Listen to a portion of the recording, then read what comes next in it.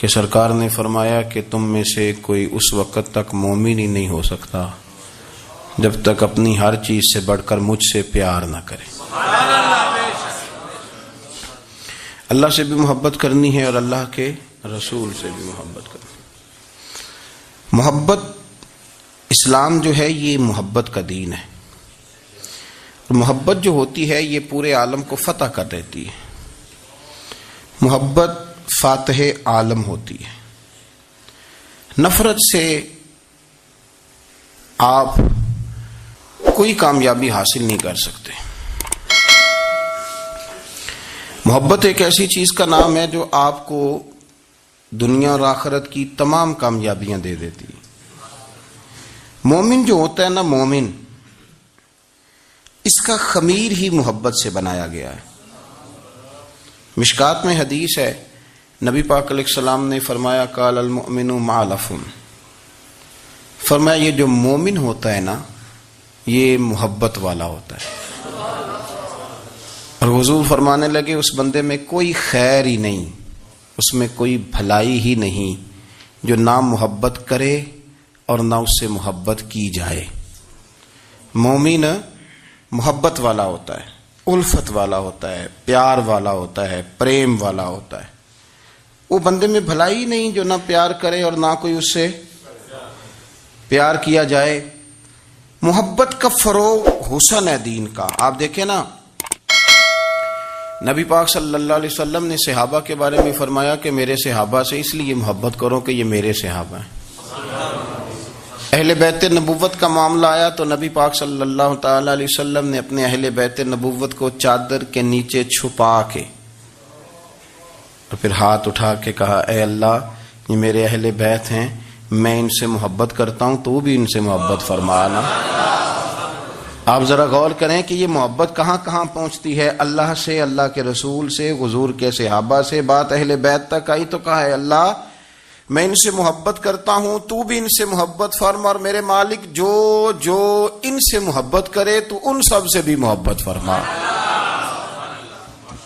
فروغ محبت، اشاعت محبت، تبلیغ محبت بڑا ضروری کام ہے۔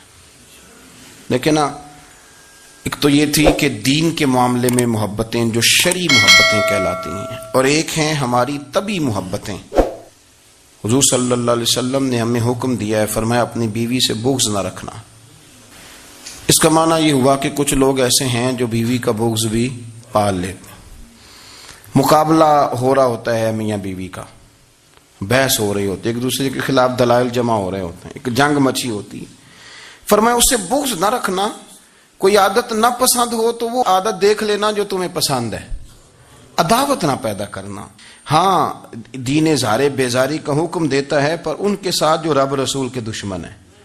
باقی فروغ محبت میں اپنا کردار ادا کرو۔ دیکھیں نا، حضور صلی اللہ علیہ وسلم نے فرمایا جس نے محبت کے ساتھ ماں باپ کا چہرہ دیکھا،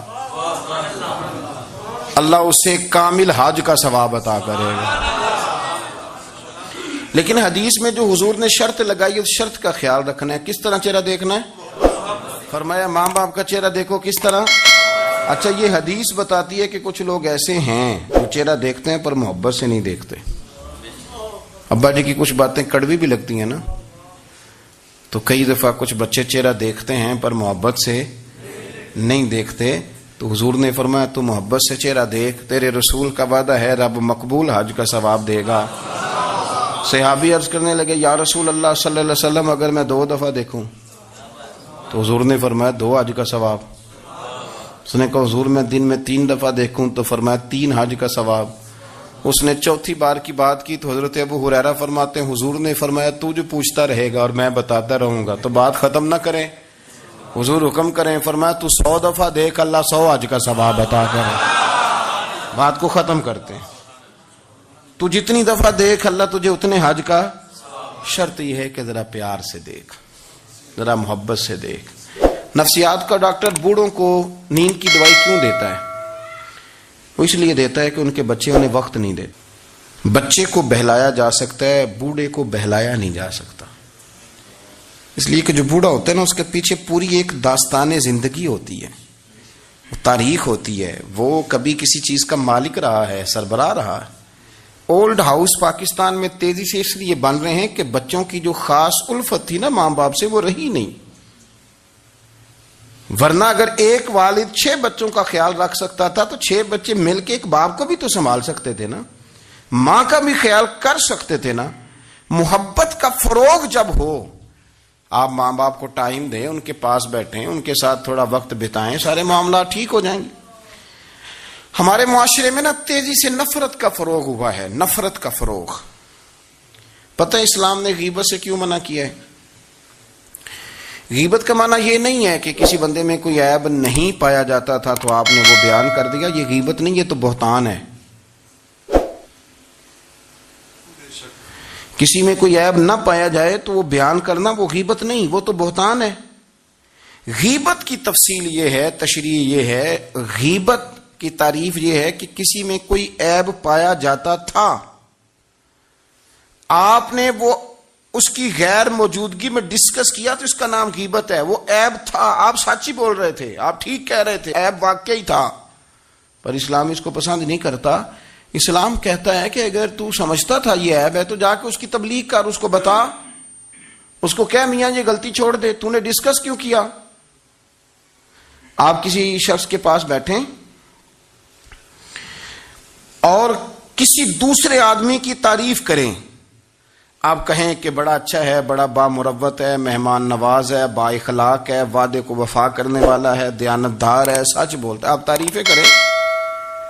آپ کسی کے سامنے تعریف کریں گے نا تو بندہ کہے گا یار کسی دن ملاقات تو کرا، اور جب وہ ملے گا تو اس کی آنکھوں کے اندر ایک خاص کشش ہوگی، پیار ہوگا، ملنے کو جی چاہے گا، ایک خاص راحت ہوگی۔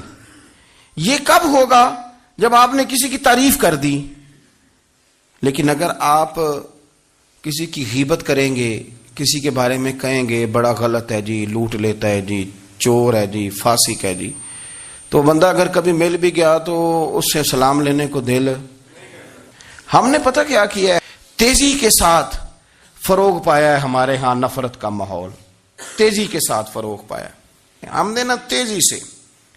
آپ کھول لیں، کوئی یوٹیوب کھول لیں، کوئی ایسا چینل کھول لیں، بس لڑائی ہے، فلانا فلانے سے لڑ رہا ہے، فلانا۔ مذہبی لوگوں کی میں منت کرتا ہوں کہ خدا را دین کو اس طرح کا ماحول تو نہ آپ دیں کہ لوگ کہیں کہ ان میں کوئی شے ہے ہی نہیں، فلانا فلانے کا جواب دے رہا ہے، فلانا فلانے کا، اور بازاری زبان استعمال کی جا رہی ہے۔ اور ٹھیک ہے، مسلمات جو طے تھے لوگوں نے تو ان کو بھی چھیڑنا شروع کر دیا، اور تضحیق کی جاتی ہے، لفظ اس طرح کے اختیار کیے جاتے ہیں جو ویسے ہی وزادار آدمی بولنا پسند نہیں کرتے۔ کیا آپ اپنی شکل دکھا رہے ہیں کفر کو کہ یہاں نفرت ہی نفرت ہے، اور وہ باتیں جن کو بالکل چھیڑنا نہیں چاہیے تھا ان پر بھی آپ کلام کرتے ہیں۔ آپ نے کوئی چیز نہیں چھوڑی، اس پر آپ نے بحث نہ کی ہو، الجھایا نہ ہو، میلہ لگا دیا، اللہ جانے کوئی کیا بول رہا ہے۔ دعوت دین کون دے گا؟ پیغام حق کون سنائے گا؟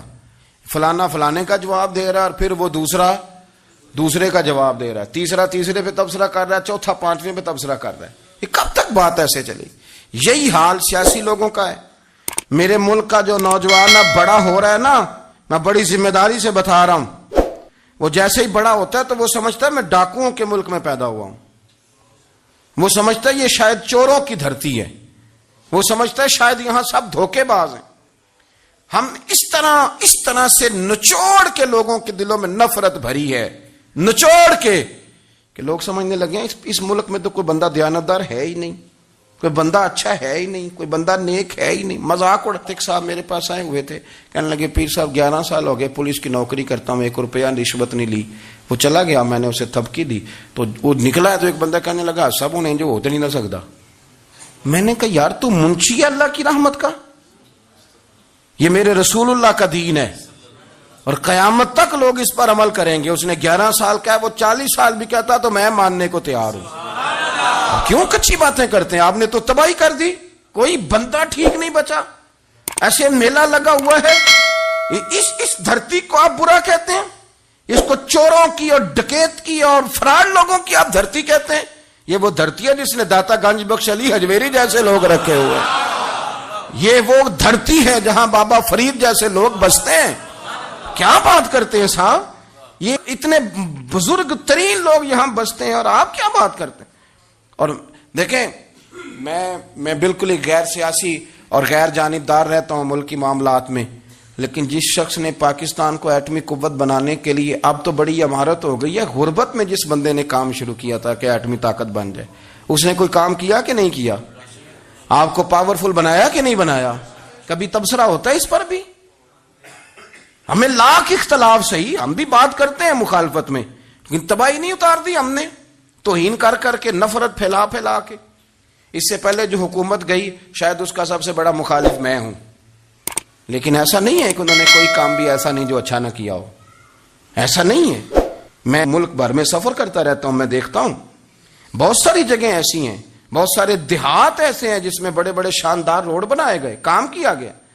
ان کی 99 خامیاں اپنی جگہ پر, خوبی کا بھی تو ذکر کریں. یہی حال اس گورنمنٹ کا ہو رہا ہے. لاٹھ لے کے لوگ ہیں, یہ بھی گندا وہ بھی گندا. یہ آپ کس طرح کی بات کر رہے ہیں؟ آپ نے تو ملک کو یہ نام دے دیا ہے کہ یہاں کوئی اچھا انسان بستا ہی نہیں. مولوی ہیں تو سارے برے ہیں, پیر ہیں تو سارے برے ہیں. کیا بات کرتے ہیں صاحب؟ یہ میرے رسول اللہ کی قوم ہے, یہ نبی پاک کی امت ہے, اور حضور نے فرمایا میری امت کبھی گمراہی پر جمع نہیں ہوگی. یہ نہیں ہو سکتا سارے لوگ ہی غلط ہو جائیں. لیکن ہم نے تباہی اتار دی. جس کے ہاتھ میں سپیکر آتا ہے وہ سب کی پگڑیاں اچھالنا ضروری سمجھتا ہے. جس کے ہاتھ میں قلم آتا ہے وہ کہتا ہے چونکہ میں لکھ رہا ہوں تو میں اکیلا ٹھیک ہوں, باقی سارے غلط ہیں. محبت کو فروغ دیں, پیار کریں, اخوت کا رنگ دیکھیں. حاتم طائی کی بیٹی مجرم بن کے آئی تھی, مجرم بن کے, کلمہ نہیں پڑھتی تھی, اور اس کو سامنے کھڑے کر کے میرے نبی پاک نے فرمایا تیرا باپ کلمہ نہیں پڑھتا تھا پر اس میں عادتیں اچھی پائی جاتی تھیں, اس کی صفات ٹھیک تھیں. یعنی حضور تعریف کر رہے ہیں, نبی پاک تعریف, اور ہماری زبان گونگ ہو جاتی ہے تعریف کی دفعہ. ہم تو جو میری بات مان گیا وہ بندہ ٹھیک ہے, اور جس نے میری بات نہیں مانی وہ بندہ درست ہے. یہ گونگ ہو جاتا ہے ہمارا مزاج. اپنی زندگی میں اچھے الفاظ ادا کریں اولیاء اللہ کے بارے میں, ان لوگوں کے بارے میں جو مسلمہ بزرگ ہیں, ہمارے امت کے مسلمہ بزرگ ہیں, ان کے بارے میں ہم ایسی کمزور باتیں کرتے ہیں جن کا سرے سے کوئی وجود نہیں, سرے سے کوئی داستان نہیں ان لوگوں کی. تو یاد رکھے میرے عزیز, میرے رسول کریم صلی اللہ تعالی علیہ وآلہ وسلم نے جو ہمیں دین دیا وہ محبت والا دین ہے, وہ پیار والا دین ہے, وہ اخوت والا دین ہے. اس میں پیار کریں گے, پیار آگے لے کے جائیں گے, پیار کو فروغ دیں گے. سنیں حدیث, میرے نبی پاک علیہ السلام نے فرمایا قیامت کے دن رب کریم فرمائے گا کہاں ہیں وہ لوگ.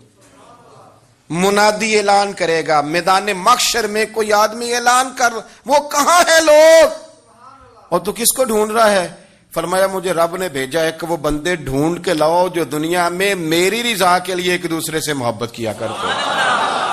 وہ بندے ڈھونڈ کے لاؤ. بندے ڈھونڈے جائیں گے. یا رسول اللہ رب ان کا کیا کرے گا؟ تو نبی کریم صلی اللہ علیہ وسلم فرمانے لگے رب فرمائے گا تم دنیا میں میری رضا کے لیے ایک دوسرے سے پیار کرتے تھے, آج میرے عرش کے سائے کے علاوہ سایہ کوئی نہیں, آج میں تمہیں اپنے عرش کے سائے میں جگہ عطا کروں گا. میری رضا کے لیے پیار کیا تم نے, میری رضا کے لیے محبت. خدا را تھوڑا تھوڑا لوگوں سے پیار شروع کریں. آپ یقین کریں وہ پولیس والے سے آپ کہیں نا کہ تو اپنا رویہ ٹھیک کر, تو کہتے تو انہیں پتہ نہیں بندے کس طرح ساڑھنا سلوک کرتے ہیں. وہ بھی مطمئن ہے, وہ کہتا ہے اگر میں گالی گلوچ کر رہا ہوں تو میں ٹھیک کر رہا ہوں. وہ کہتا ہے یہ لوگ لائے کیس ہیں. آپ دیکھ لیں, آپ سمجھ لیں چیزوں کو. میں نے ڈاکٹر صاحب سے کہا کہ تھوڑی سی آپ لوگوں سے شفقت کریں, غریب لوگ آتے ہیں تو کہتے ہیں مفت دوائی دیں تو یہ بیچ دیتے ہیں جا کے. ہر شخص نے ایک دوسرے کے خلاف کہانی بنا لی, نفرت کے لیے کوئی نہ کوئی پلان کر لیا.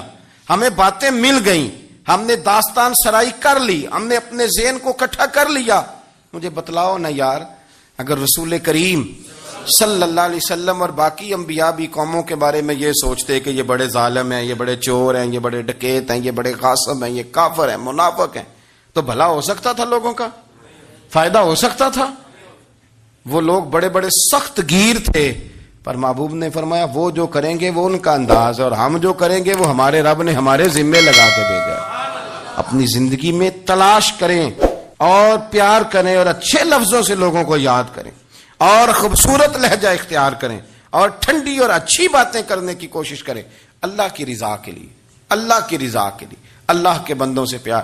یارو دیکھو، عورت ہو طوائف، زندگی ساری بیت جائے گناہوں میں، لیکن میرے نبی پاک فرماتے ہیں وہ رب کی رضا کے لیے کتے سے بھی پیار کر لے تو رب اسے جنت عطا کر دیتا ہے۔ تو کتے کو پانی پلا گئی نا اللہ کی رضا کے لیے، اسے کوئی فائدہ تو نہیں تھا نا، وہ اللہ کی رضا کے لیے پلا گئی، تو رب کریم نے اس کے سارے گناہوں کو، کسی سے پیار تو کریں، خدا را کسی سے پیار تو کریں۔ اس سال میرے گاؤں کے میلے کی بھیڑ میں جو گم ہوا وہ ایک بھکارن کا لال تھا، اس غریب کو تلاش تھی متاع خلوص کی، اور مخلوق چپ رہی کہ یہ مشکل سوال تھا۔ یار کوئی شخص ایسا بچا ہی نہیں جس سے لوگ امید کریں، توقع کریں کہ مجھے یہ اپنا کندھا دے گا میں سر رکھ کے رو لوں گا۔ کوئی ایک ایسا شخص ملا ہی نہیں جس کے بارے میں لوگ کہیں کہ بڑا مخلص ہے یار، اتنی بڑی میرے محبوب کی امت، ہر حکومت غلط، ہر شخص غلط، ہر بندہ برا، ہر جماعت بری، اللہ کی رضا کے لیے کچھ لوگوں کے لیے فروغ محبت کا بھی فریضہ سر انجام دیں۔ کیسے لوگوں کو یہ بات سمجھائی جائے؟ حضرت ابو ادریس خولانی رضی اللہ تعالیٰ عنہ تابعی ہیں، حافظ منذری نے الترغیب و ترہیب میں لکھا ہے، فرماتے ہیں کہ حضرت ابو ادریس خولانی کہ میں دمشق کی جامع مسجد میں گیا تو میں نے ایک چمکدار چہرے والا، سیاہ داڑھی والا، چمکتے دانتوں والا خوبصورت نوجوان نبی پاک کی حدیثیں بیان کرتا دیکھا۔ اس کے چاروں جانب حضور کے غلام بیٹھے تھے،